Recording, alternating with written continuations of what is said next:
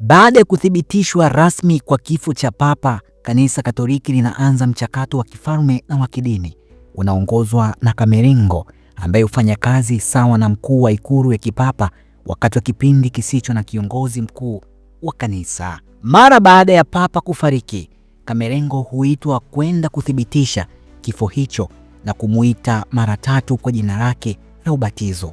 Kwa mfano, kama Papa aliyefariki alikuwa anaitwa George, Camerlengo atamuita mara 3, George, George, George. Asipoitika, Camerlengo hutangaza rasmi kuwa Papa amefariki dunia. Baada ya hapo, Camerlengo hutoa agizo la kufungwa kwa nyumba yote binafsi ya kipapa, na yeye mwenyewe hufunga lango kuu la kuingilia katika nyumba ya Papa kwa kutumia nta nyekundu. Kuanzia wakati huo, hakuna mtu atakayeruhusiwa kuingia hadi atakapochaguliwa Papa mpya. Hali hii ya mpito huitwa sede vacante, yaani kiti kitupu, ikimaanisha kiti cha mpito kabla ya kuchaguliwa kwa Papa mpya. Makardinali kutoka pande zote za dunia huanza safari kuelekea Roma kwa ajili ya conclave, mkutano maalumu wa kuchagua kiongozi mpya wa kanisa. Kama ishara ya mwisho ya kumalizika kwa uongozi wa Papa aliyefariki, Camerlengo huvunja pete ya mvuvi,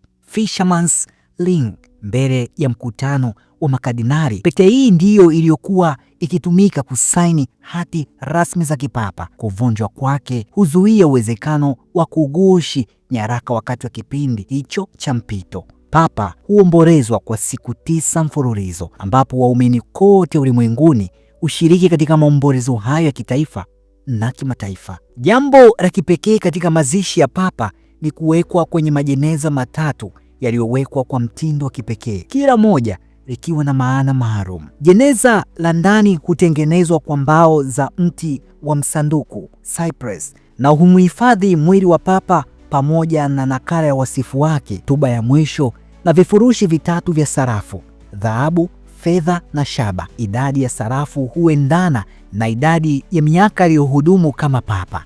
Mbao za msanduku zinaashiria udhaifu wa kibinadamu ama udhaifu wa binadamu, kuwa hata viongozi wa juu wanaweza kufa. Jeneza la kati hutengenezwa kwa madini ya risasi na huwekwa juu ya sanduku.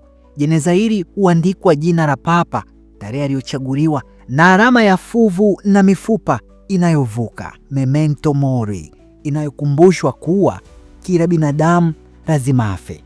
Humu huwekwa pia nyaraka muhimu pamoja na pete ya kipapa iliyovunjwa. Jeneza la nje hutengenezwa kwa mbao za mti wa erim, miongoni mwa miti ya thamani zaidi huko Roma. Jeneza hili linaashiria heshima na hadhi ya ofisi ya kipapa. Kabla ya kufungwa, askofu husoma kwa sauti orodha ya mafanikio ya Papa, ambayo huandikwa na kuwekwa ndani ya kifuniko cha shaba kilichofungwa rasmi. Baada ya jeneza kufungwa, kamba 2 ya rangi ya zambarau hufungwa juu yake, kila moja ikiwa na nembo rasmi ya Camerlengo, ishara ya kumalizika kwa enzi ya Papa aliyefariki. Taratibu hizi ni ishara ya heshima ya juu kwa kiongozi wa Kanisa Katoliki na maandalizi ya kumpokea mrithi wake.